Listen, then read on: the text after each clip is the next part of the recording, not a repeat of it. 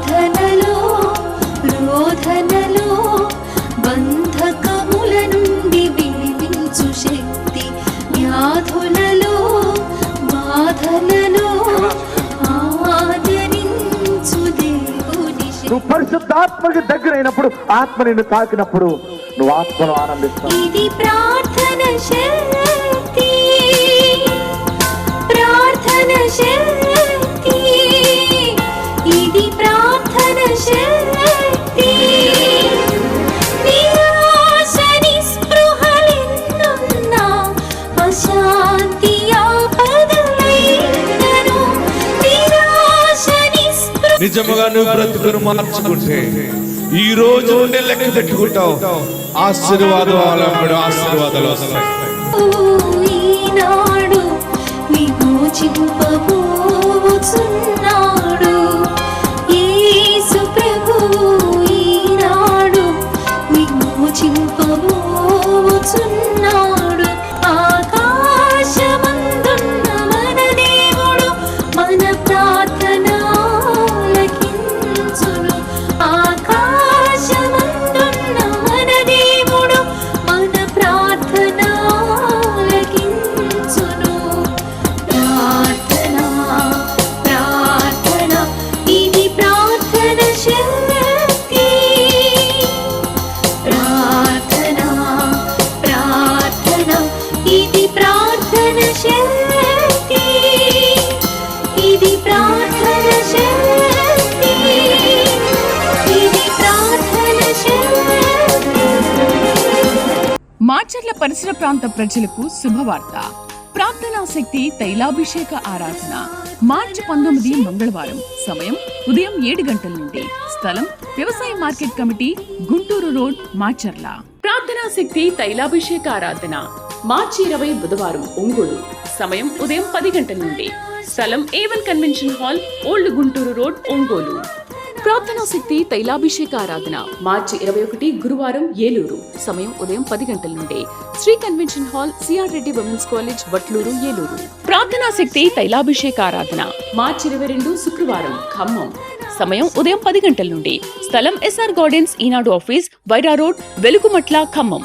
భీమవరం పరిసర ప్రాంత ప్రజలకు శుభవార్త.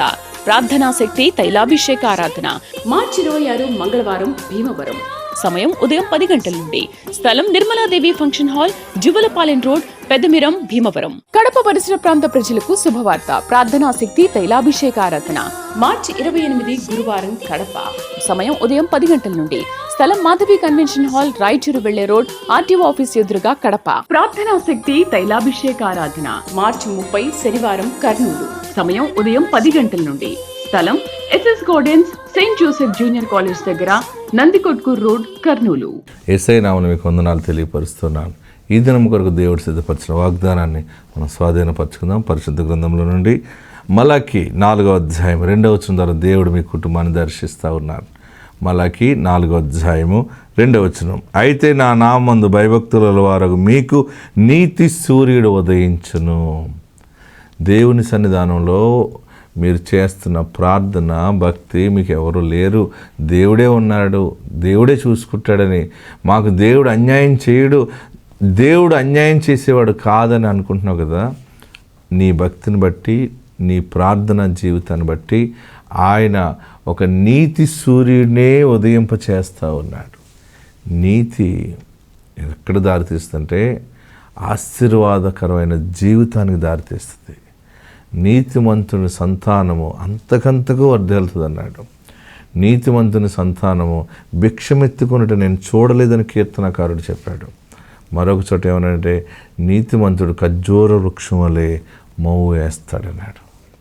ప్రియులరా, ఈ దినము దేవుడు నీతో మాట్లాడుతున్న గొప్ప మాట ఏంటంటే నీ మీద నీతి సూర్యుడు ఉదయిస్తాడు. ఎప్పుడు ఉదయిస్తాడండి? ఎప్పుడు ఉదయిస్తాడు? ఎన్నాళ్ళ నుంచి నాలు ఈ మాటలు అని అనుకుంటున్నావా? ఈ దినమే నీ మీద ఒక నీతి సూర్యుని ఉదయకాంతి. ఏది చీకటి చీకటి అయిపోయింది, చేతిలో కూడా ఏ వ్యాపారం నడవట్లేదు, ఏ బిజినెస్ నడవట్లేదు, పరిస్థితి అంతా తారుమారు అయిపోయింది అని అనుకుంటున్నావు కదా. నీతి సూర్యుడు నీ పక్షముగా ఉదయిస్తున్నాడు. ఆ ఉదయకాంతిని నువ్వు చూడబోతున్నావు. ఆత్మ నీకు తోడైండును గాక. God bless you. వాక్య భాగంలోకి వెళ్దాం. పరిశుద్ధ గ్రంథంలో మనం చూస్తూ ఉన్నప్పుడు జీవం గల దేవుని సన్నిధానములో చూడండి, నిర్గమాకాండము 26వ అధ్యాయాన్ని మనం తెరుచుకుందాం. పరిశుద్ధ గ్రంథంలో మనం చూస్తున్నప్పుడు 9వ వచనం దగ్గర నుంచి చదవండి. 5 తెరలు ఒకటిగాను 6 తెరలను ఒకటిగాను ఒకదానికొకటి కూర్పు వలెను. 6వ తెర గుడారపు ఎదుట భాగమున మడవవలెను. తెరల కూర్పునకు వెలుపలనున్న తెర అంచున 50 కొలుకులను, రెండవ కూర్పు నందలి తెర అంచున 50 కొలుకులను చేయవలెను. మరియు అండర్లైన్ చేసుకోండి, 50 ఇత్తడి గుండీలను చేసి ఒకటే గుడారమగునట్లు ఆ గుండీలను ఆ కొలుకులను తగిలించి దాని కూర్పవలెను. ఆ గుడారపు తెరలలో మిగిలి వ్రేలాడు భాగము అనగా మిగిలిన సగము తెర మందిరము వెనుక పక్క మీద వేలాడవలెను. హల్లెలూయా. గట్టిగా హల్లెలూయా చెప్పండి. ప్రియులరా, నిర్గమాకాండములో దేవుడు తెలియపరుస్తున్న సందే, మరియు నీవు 10 తెరలతో ఒక మందిరమును చేయవలెను. ఇలాగా ఒక తెరలు చేయాలి. ఆ తెరల వల్ల ఏమవుతుందంటే మందిరమును కప్పటానికి తెర వ్రేలాడుతూ ఉంటుంది. ఎలా ఉంటుంది? తెరలు వ్రేలాడుతూ ఉంటాయి. మనందరికీ దేవుడిచ్చే గొప్ప వర్తమానము వ్రేలాడుతున్నటువంటి తెరల గురించి దినాన్ని దేవుడు మనకి కొన్ని విషయాలు బయలుపరుస్తూ ఉన్నాడు. ఈ తెర అనేది వ్రేలాడదీయబడినటువంటి తెరలు ఉండాలి. అది మందిరాన్ని కప్పాలని దేవుడైన యెహోవా మోషేకి బయలుపరుస్తూ ఉన్నాడు. ఇక్కడ 11 తెరలు కనబడుతూ ఉన్నాయి. తెరలు అనగా మనం చూస్తూ ఉంటుంటే చూడండి, పైనుండి ఇక్కడ కింద ఇలా వేలాడదీస్తూ ఉంటుంటే ఈ తెరలో ఒకటి కనబడుతుంది. మీరు ఏమైనా గమనించారా? ఏం కనబడుతుంది? మనం కర్టెన్స్ వేస్తున్నప్పుడు తెరలో సౌందర్యము కనబడుతుంది. తెరలో ఏం కనబడుతుంది? గట్టిగా చెప్పాలి. సౌందర్యము కనబడుతుంది. వేలాడదీయబడుతున్నప్పుడు ఎంతో సౌందర్యంగా ఉంటుంది అది. రెండోది, మనల్ని మరుగు చేస్తూ ఉంది తెర. ప్రియులరా, ఈ తెరకి సూచనగా ఉన్నాడు యేసుక్రీస్తు. ఆమేన్, హల్లెలూయా. ఆయన సిలువ మీద వేలాడదీయబడుతున్న ఒక తెరగా ఉన్నాడు. ఆయన సౌందర్యవంతుడు. మనకి సౌందర్యం ఇవ్వటానికి ఆయన సౌందర్యాన్ని కోల్పోయారు. ఆయన ఏ రీతిగా సిలువను భరించారో, శ్రమలను భరించారో ప్రియులరా, అదే రీతిగా 11 మంది శిష్యులు కూడా అదే రీతిగా యేసు క్రీస్తుని పోలి నడిచినట్టు కనబడుతూ ఉంది. ప్రియులరా, ఈ తెరల్లో గురించి చాలా లోతైన విషయాలు మనం ధ్యానం చేస్తే చాలా విలువైన మాటలు కనబడుతూ ఉన్నాయి. ఈ దినము పరిశుద్ధాత్ముడు మనకు బయలుపరుస్తున్న మాట ఏంటంటే, ఈ తెరలు ఒకదానికొకటి కలిసి ఉండులాగున వాటి మధ్య కొలుకులున్నాయి. 50 ఇత్తడి గుండీలున్నాయి. ఈ దినం మనము 50 ఇత్తడి గుండీల గురించి ధ్యానము చేయబోతా ఉన్నాం. దేవునికి మహిమ కలుగును గాక. హల్లెలూయా. గట్టిగా హల్లెలూయా చెప్పండి. నిర్గమకాండంలో మనం చూస్తున్నప్పుడు 11వ వచనం, మరియు 50 ఇత్తడి గుండీలను చేసి ఒకటే గుడారమగునట్లు ఆ గుండీలను ఆ కొలుకులకు తగిలించి దాన్ని కోర్పవలెను. ఈ గుండీల గురించి ధ్యానం చేసేటప్పుడు తెర కప్పుకోవటానికి పనిచేస్తుంది. బాగా గమనించండి. యేసు ప్రభు వారు తండ్రి ఎదుట మన పాపములను కప్పుకున్నాడు, సిలువ మీద ఒప్పుకున్నాడు ఆయన. ఆమేన్. గట్టిగా హల్లెలూయా చెప్పరే. ప్రియులరా, వేలాడదీయబడుతున్నటువంటి యేసు పాత నిబంధనలోకి వెళ్తే దానియేలు బబులోను సామ్రాజ్యంలో ఉన్నప్పుడు నెబుకద్నెజరు రాజుగారు ఒక మంచి అందమైన భార్యని పెండ్లి చేసుకున్నాడు. ఆమె పేరు అమైతి. ఏం పేరు? గట్టిగా చెప్పాలి. అమైతి. అమైతే అన్నది, నేను ఏది అడిగితే అది ఇస్తావా అని భర్తను అడిగింది. రాజుగారు అన్నాడు, నువ్వు అడగాలే కానీ ఏదైనా ఇచ్చేస్తాను అన్నాడు. అయితే మన గార్డెన్లో, మన వనములో అన్ని కింద నుండి పైకి కాస్తున్నాయి, ఫ్లవర్స్ వస్తున్నాయి, ఈ పూల మొక్కలు నేను చూస్తున్నాను, కానీ పైనుండి వేలాడే మొక్కలు నాకు కావాలని అడిగింది. ఎక్కడి నుంచి వేలాడేది? పైనుంచి వేలాడాలి. అప్పుడు ఆ రాజుగారికి బుర్ర పాడైపోయింది. నేను ఎక్కడ తెస్తాను, భూమి మీద అంటే పండిస్తాను కానీ ఆకాశం నుంచి ఎక్కడ వస్తాయి అని దానియేలుతో మాట్లాడతాడు. దానియేలు, నువ్వు ప్రార్థనాపరుడు కదా, దానియేలు నా భార్య ఇలాగ అడిగింది, నేనేం చేయాలంటే దానియేలు అన్నట్టు, నువ్వు కంగారు పడక, నేను ప్రార్థన చేస్తానని చెప్పి దినమునకు 3 మారు ప్రార్థన చేసే దానియేలుకి దేవుడు జ్ఞానం ఇచ్చాడు. జ్ఞానం ఇస్తే హ్యాంగింగ్ గార్డెన్స్ అని కనిపెట్టింది డానియేల్. ఆమేన్, హల్లెలూయా, హల్లెలూయా. ప్రపంచ వింతలలో 7 వింతలలో ఒక అద్భుతమైన వింత హ్యాంగింగ్ గార్డెన్స్. ఆమేన్, హల్లెలూయా. ఆ గార్డెన్ చూస్తే ఈ రోజుకి మనం అందరూ కూడా మన బిల్డింగ్లో, మన పోర్టుకోల మధ్య మొక్కలను వేలాడదీస్తూ ఉంటుంటాం. కింద ఎంత మంచి మొక్కలు ఉన్నా కానీ పైనుంచి వేలాడుతూ ఒక ఫ్లవర్ వచ్చినా, దాని యొక్క లీఫ్ అయిన ఆకులు అయినా సరే ఎంతో అందంగా కనబడుతుంటాయి. పైనుండి కిందకి వేలాడుతూ పుష్పించే పుష్పానికి ఎంత విలువ ఉందో, సిలువ మీద వేలాడదీయబడుతున్న యేసు తండ్రి, వీరేమి చేయుచున్నారు వీరెరుగరు గనక వీరిని క్షమించండి అని యేసు ప్రభువారు మన కొరకు ఆయన తండ్రి ఎదుట విజ్ఞాపన చేశారు. ఆమేన్, హల్లెలూయా, హల్లెలూయా. భూమి మీద ఉన్నప్పుడు ఆయన ఎన్నో మాటలు చెప్పారు, కానీ సిలువ మీద వేలాడదీయబడుతున్నప్పుడు మొట్టమొదటి మాట, తండ్రి వీరేమి చేయుచున్నారు వీరెరుగరు వీరిని క్షమించండి.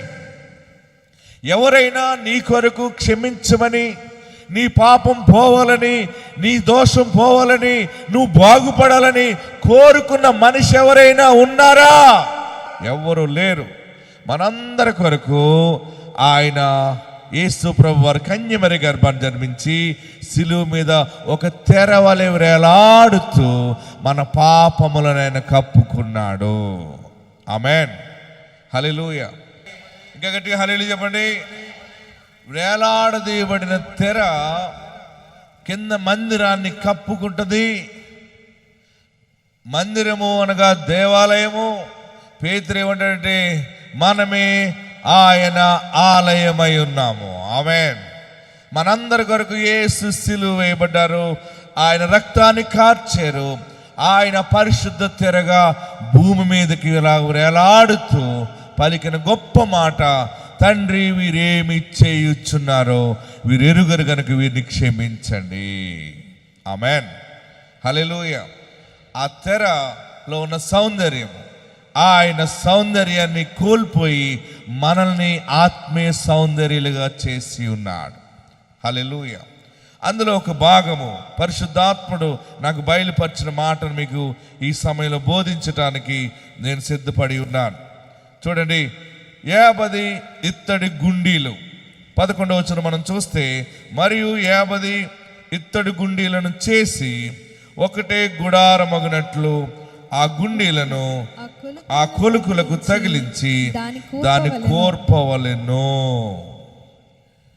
గుండీలు, ఇత్తడి గుండీలు, 50 కొలుకులు. అంటే ఒక రకంగా చెప్పాలంటే, నేను పెట్టుకున్నాను చూడండి గుండి. నేను గుండి పెట్టుకోవడం వల్ల 2 పార్ట్స్ని ఒకటి చేసింది కదా.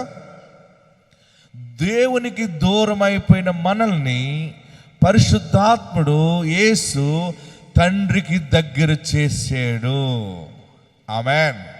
మనము పరిశుద్ధతకి దూరం అయిపోయిన, మనము పరిశుద్ధ ప్రేమకు దూరం అయిపోయిన మనల్ని యేసు సిలువ యాగము ద్వారా తండ్రితో మనం ఐక్యపరచబడ్డాము.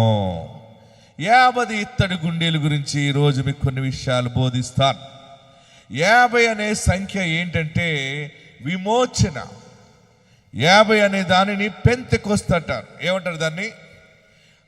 పస్కా పండుగ ప్రారంభ దినము నుండి చూడండి, 50 దినాలు లెక్క చూసుకుని ఇశ్రాయేలీలు ఆ పస్కా పండుగ ప్రారంభం నుంచి 50 దినాలు లెక్క పెట్టుకుని ఆ 50వ దినాన్ని దానిని పెంతెకొస్తు పండుగని మొదలుపెట్టారు.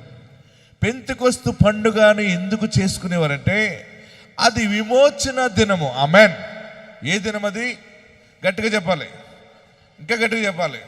విమోచన దినము. చాలామందికి పెంతెకొస్తు వాళ్ళమంటారు చాలామంది.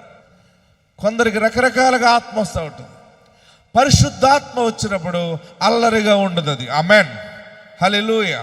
పరిశుద్ధాత్మ మన శరీరంలోకి వచ్చినప్పుడు మనము బలవంతులం అయిపోతాం. ఆమెన్. పరిశుద్ధాత్మ మన మీదకి వచ్చినప్పుడు మన శరీరము స్వస్థత కలుగుతుంది. మన శరీరంలో ఉన్న లోపల ఉన్నటువంటి ఆర్గన్స్ అన్ని కూడా బాగుపడిపోతాయి. గొప్ప విమోచన. ఆమెన్. మరి 50వ దినము పెంతెకొస్తు పండుగని వారాల పండుగ అంటారు. ఏ పండుగ అంటారు? వారాల పండుగ. చూడండి, ద్వితీయోపదేశకాండంలో మనం చూస్తూ ఉంటే ఈ 50 అనే సంఖ్య మొట్టమొదటగా విమోచన, విడుదల. దేవుడు నిన్ను భారమైన స్థితి నుండి తోడుకొచ్చిన దినము యొక్క స్థితి 50. ఆమెన్. ద్వితీయోపదేశకాండం తెరవండి. ద్వితీయోపదేశకాండం 16వ అధ్యాయంలోకి రండి. అందరూ బైబిల్ ఉన్న వారు తెరిచి మనకి దేవుని వాక్యము మన హృదయంలో భద్రమవులుగా పరిశుద్ధాత్ముడు చేస్తూ ఉన్నాడు. 12వ వచనం చదవండి. నీవు ఐగుప్తులో దాసుడివై ఉండిన చూడండి, ద్వితీయోపదేశకాండం 16వ అధ్యాయం 12వ వచనం. నీవు ఐగుప్తులో దాసుడివై ఉండిన సంగతిని జ్ఞాపకము చేసుకొని ఈ కట్టడలను ఆచరించి జరుపుకొనవలెను. ఆమేన్. గట్టిగా హల్లెలూయా చెప్పాలి. ఎందుకంటే 50వ దినాన్ని పెంతెకొస్తు పండుగని మొదలెట్టారు. ఏంటి పండుగ అంటే నీవు ఐగుప్తులో దాసుడు అయి ఉండిన సంగతిని జ్ఞాపకము చేసుకుని ఈ కట్టడలను ఆచరించి జరుపుకొనవలెను. ప్రియ సహోదరులరా, దేవుడి దినాన్ని నీకు పెంతెకొస్తు అనుభవం నీకు ప్రకటిస్తూ ఉన్నాడు. నమ్మిన వారందరూ 7 మార్లు ఆమేనని చెప్పండి. పెంతెకొస్తు అనుభవం ఏంటంటే నీ యొక్క కష్ట దినాలలో దేవుడు చేసిన మేలును నువ్వు జ్ఞాపకము చేసుకునుట. It's a పెంటెకొస్టల్ day. ఆమేన్. గట్టిగా హల్లెలూయా చెప్పండి, గట్టిగా హల్లెలూయా చెప్పండి. బిడ్డ పెళ్ళి అవ్వలేదని ఏడుస్తున్నావా? పిల్లల పుట్టలేదని ఏడుస్తున్నావా? అప్పులున్నాయి, బాధలున్నాయి, ఏ రీతిగా కూడా మేము సెటిల్ అవ్వలేదని ఏడుస్తూ మేము ఒకరి కింద చేతి కింద బ్రతుకుతూ ఉన్నాము, మాకు విడుదల లేదు, మాకు స్వతంత్రము లేదని ఏడుస్తున్నావేమో. దేవుడు నిన్ను విమోచించాడు, దేవుడు నిన్ను కరుణించాడు, దేవుడు నీ పట్ల శుభగడియలు అనుగ్రహించి ఉన్నాడు.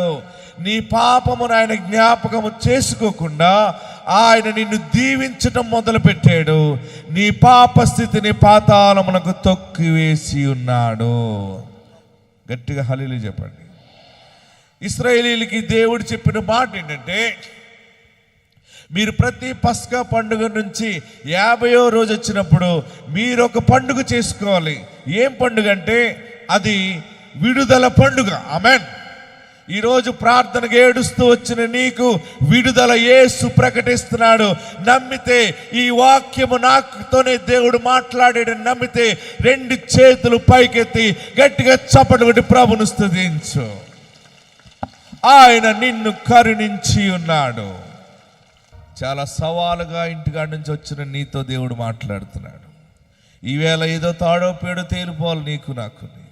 ఈ రోజు నన్ను ఆశీర్వదించావా, దీవించవా, నాకు విడుదల ఇస్తావా ఇవ్వవా, నా బిడ్డ కుటుంబంలో శాంతినిస్తావా ఇవ్వా అని దెబ్బలాడి ప్రార్థన చేసి వచ్చిన నీతో దేవుడు మాట్లాడుతున్నాడు. నీవు పెంటెకొస్టల్ అనుభవాన్ని చూడబోతా ఉన్నావు. నీకు గొప్ప విడుదల దేవుడు ప్రకటిస్తా ఉన్నాడు. ఆయన నిన్ను విమోచిస్తా ఉన్నాడు, ఆయన నిన్ను విమోచిస్తా ఉన్నాడు. నీకు 50 అనేటువంటి ఒక విడుదల దేవుడిచ్చి ఉన్నాడు. మీరు ఇక్కడి నుంచి ఇంటికి వెళ్ళినప్పటికే కన్సీవ్ అవుతారు కొందరు. మీరు ఇంటికి వెళ్ళినప్పటికే శుభవార్త వింటారు.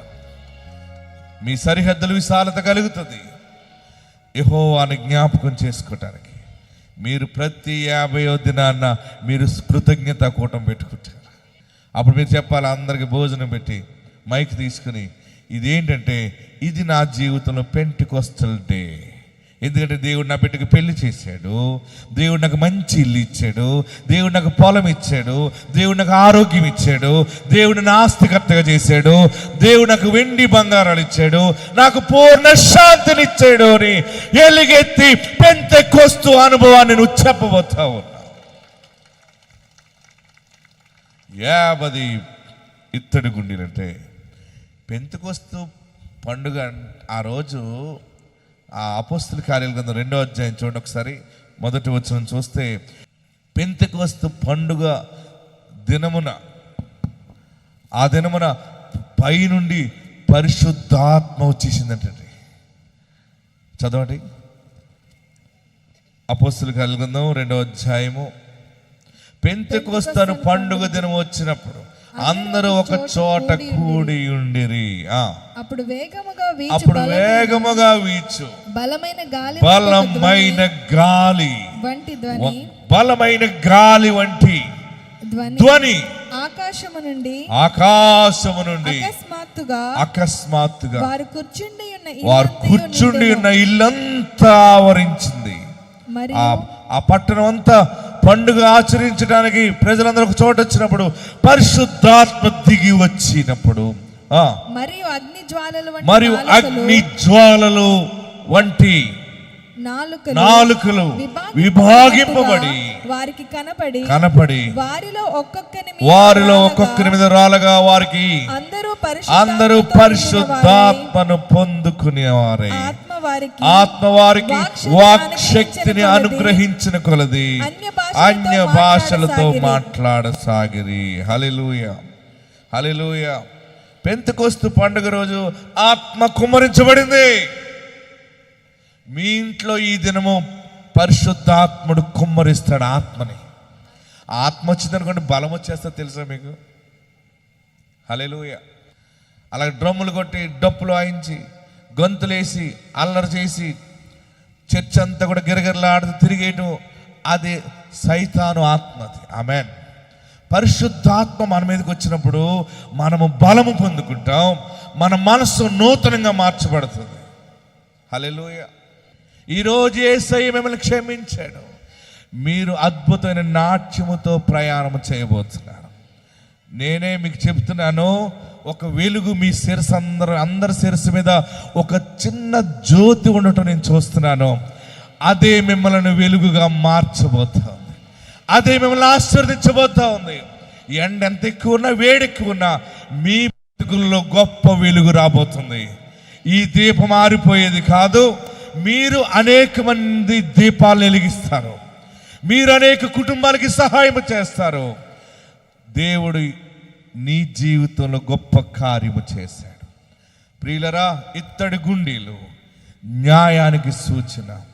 ఇంతవరకు ఏ అన్యాయం జరిగిందని ఏడ్చేవో, నీకు రావాల్సిన ధనము కొరకు ఏడ్చేవో, ఎక్కడి నుంచి ఆస్తి రావటానికి ఆధారాలు లేవని ఏడ్చేవో, దేవుడే ఒక ఆధారమై ఉన్నాడు. నీ పట్ల న్యాయము జరిగిస్తున్నాడు. నీ ఇంటికి దేవుడు న్యాయాధిపతిగా ఉన్నాడు. నీకు రావాల్సిన వాటా వస్తుంది. ఆరోగ్యము దేవుడిస్తున్నాడు. ఫైనాన్షియల్గా నీకు దీవెన ప్రకటిస్తూ ఉన్నాడు. అందరూ తలలు వంచండి. అందరూ కూడా కళ్ళు మూసుకుని 2 చేతులు ఆకాశం వైపు చాపి, ప్రభువా, నీ ఎదుట నా పాపాలు ఒప్పుకుంటున్నాను, నీ ఎదుట నా దోషాన్ని ఒప్పుకుంటున్నాను. తెలుసో తెలియక నీకు విరోధంగా జీవించనేమో, ఇక మీదట నీ అలా బ్రతుకును బాబు, వ్యభిచరించను, దొంగలించను అని నీవన్నీ ఒప్పేసుకో. ఒప్పుకుని ఇక్కడే విడిచిపెట్టేసేయి. ఒక కిరీటంతో వెళ్తావు. నిన్ను ఆయన సిగ్గుపడనీయడు. నువ్వు ఆయన సాక్షిగా ఉండబోతున్నావు. నీ హృదయానికి నెమ్మది కలిగిన జీవజలాన్ని ఇస్తా ఉన్నాడు. నన్ను నీ ప్రేమకి దగ్గర చేయటానికి న్యాయం జరిగిస్తున్నావా? నా చేతి కష్టార్జితం ఎటు వెళ్ళిపోయిందో, నా పితృరాజ్జితం ఎటు వెళ్ళిపోయిందో, అందరూ మోసం చేశారని అనుకుంటామేమో. ఇత్తడి గుండి వలె నీకు ఈ నెల జడ్జిమెంట్ దేవుడు నీకు ఇస్తున్నాడు. నీ పక్షంగా న్యాయాన్ని ప్రకటిస్తున్నాడు. ఆయన న్యాయాన్ని ప్రకటిస్తున్నాడు. ఎన్నోసార్లు పెట్టుబడి పెట్టి నాశనం అయిపోయాను, వ్యాపారం అంతా పోయింది అని ఏడుస్తున్నామేమో. ఆ వ్యాపారంలో నుండి, ఆ పాడైపోయిన స్థలములో నుండి, అదే బిజినెస్ నుండి, అదే స్థలం నుండి కొత్త సాక్ష్యములు చెప్పబోతున్నావు. గొప్ప దీవెన చూడబోతున్నావు. ఆయన నీ కన్నీళ్లను ముత్యాలుగా మార్చలే ఉన్నాడు. ఆయన నిన్ను అనాదిగా విడివాడు. యేసే నీకు న్యాయము జరిగిస్తున్నాడు. విడిపోయిన నీ బంధాలు, బాంధవ్యాలు, దూరమైన ఆస్తి, ఐశ్వర్యాలు అన్ని తిరిగి కలవబోతా ఉన్నాయి. న్యాయముగా బంధించబోతున్నాడు. న్యాయముగా ధరించుకున్న దేవుడు చేయబోతున్నాడు. హల్లెలూయా. ప్రభువా, రావాల్సిన బాకీలు రాలేదని ఏడుస్తున్న వారు ఉన్నారు. వారికి అనుగ్రహించండి. ప్రభువా, కోల్పోయినవి రావాలని కోరుకుంటున్నారు. సహాయం చేయండి. తాకట్టులో ఉన్న వస్తువాహనాలు, భూ కాగితాలు ప్రభు అన్ని విడుదల దయచేయండి. ఏడుస్తూ వచ్చారు, నీవేశారను బాబు, నన్ను ఎవరు పట్టించుకోలేదు, నాకెవరు లేరు, ఒంటరని ఏడుస్తున్న బిడ్డలు ఉన్నారు. ఆదరించండి. నీ దీవెన దయచేయండి. నీ ఆశీర్వాదము దయచేయండి. ప్రభు, ఈ బిడ్డలతో నీ ఆత్మను ఎల్లప్పుడూ ఉంచండి. యేసు నామములో అడుగుచున్నాము తండ్రి. ఆమేన్.